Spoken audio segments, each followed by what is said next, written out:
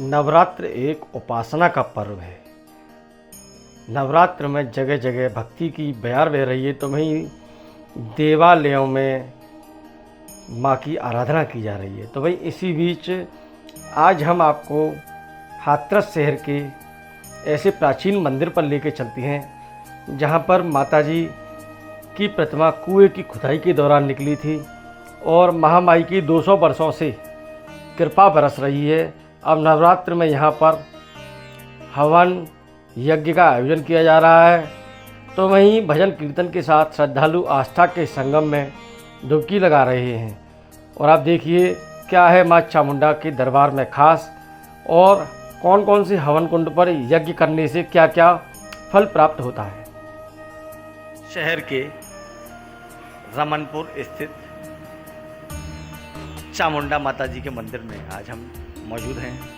और सबसे खास बात यह है कि जो मेरे पीछे आप विग्रह देख रहे हैं माता जी का, यह माता जी कुएं की खुदाई के दौरान निकली थी और श्रद्धालुओं द्वारा माता जी के मंदिर मनमाने के साथ यहाँ विराजमान किया गया।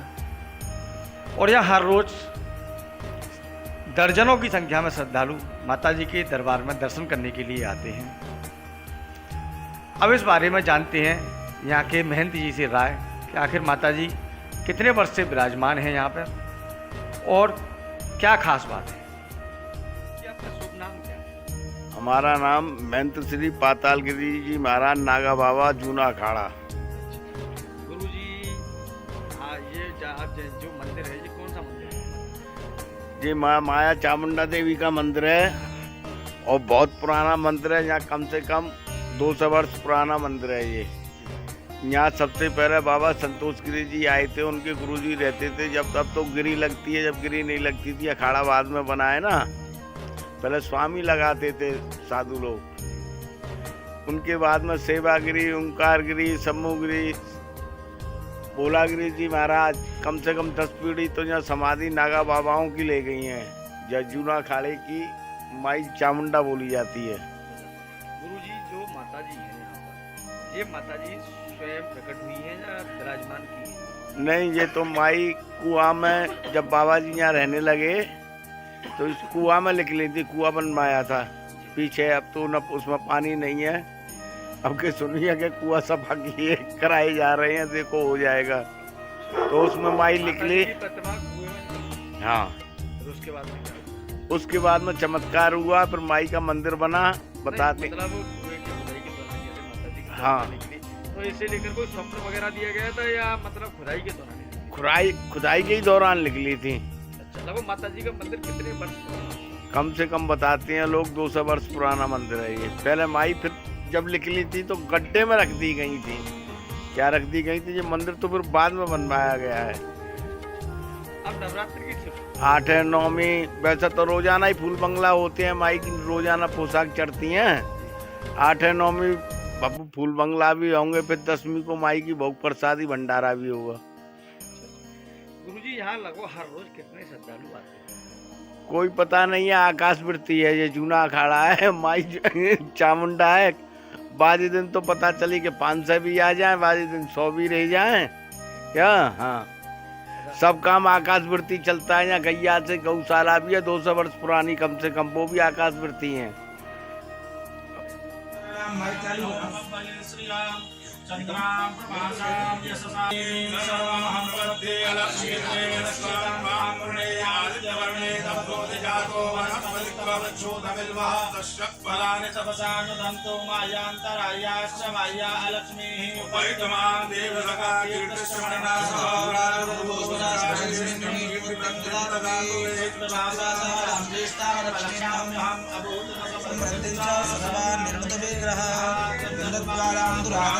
नित्यपुष्टां करीषणीं ईश्वरीं सर्वभूतानां कामयोपव्वये श्रियां माकूतिं वाच सत्यमसीमहि पशूनाग्गुंरूपमन्नस्य मयि श्री श्रेतां यश कर्दमेन प्रजाभूता मयि शम्भव कर्दम श्रियं वासे विपुले मातरं पद्ममालिनी आपः सृजन्तु स्निग्धानि निच देवीं मातरं श्रियं वासे विपुले आर्द्रां पुष्करणीं पुष्टिं पिङ्गलां पद्ममालिनीं चन्द्रां हिरण्मयीं लक्ष्मीं जातवेदो मावः आर्द्रां यस्तिं सुवर्णामिव मालिनीं सूर्यां हिरण्मयीं लक्ष्मीं जातवेदो महावः तां महावः जातवेदो लक्ष्मीं मनपगामिनीं यस्यां हिरण्यं प्रभूतिं गावो दास्योश्वानविन्देयं पुरुषाणः।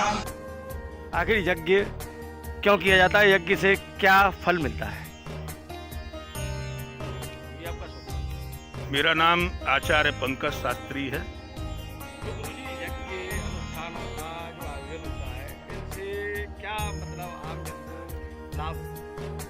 यह श्री सच्चंडी महायज्ञ का आयोजन किया जा रहा है। इस सच्चंडी महायज्ञ में पंचकुंडी महायज्ञ भी है। इन पांचों कुंडों का अलग अलग महत्व होता है। जैसे कि गणेश पीठ पर आप त्रिकोण स्वरूप में देखेंगे, युग में भगवती महाचंडी और विनायक की पूजा करने से समस्त अबुद्ध है ये लक्ष्मी प्राप्ति होती है। ये तो इस कुंड का महत्व है। अब हमारे यहाँ दूसरा कुंड आता है भगवान वास्तुमंडल का।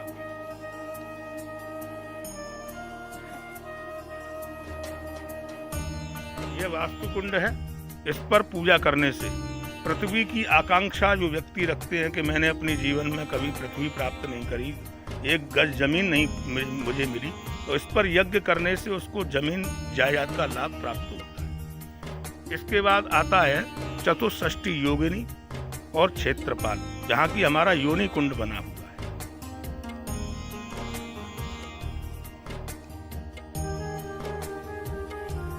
ये योनि कुंड है। ये योगिनी क्षेत्रपाल की वेदी है।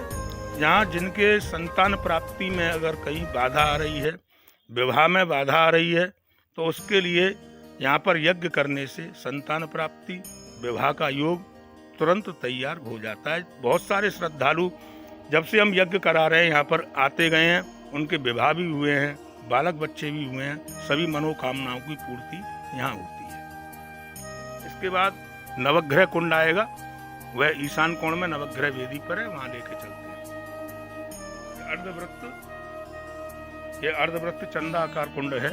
यहाँ पर नवग्रह की अनिष्टता की, जिसके जीवन में अनिष्टता रहती है, इसमें यज्ञ करने से उसे की नवग्रह सभी शांति होती है और महामाई की कृपा उसके जीवन में हमेशा बरसती चलती है।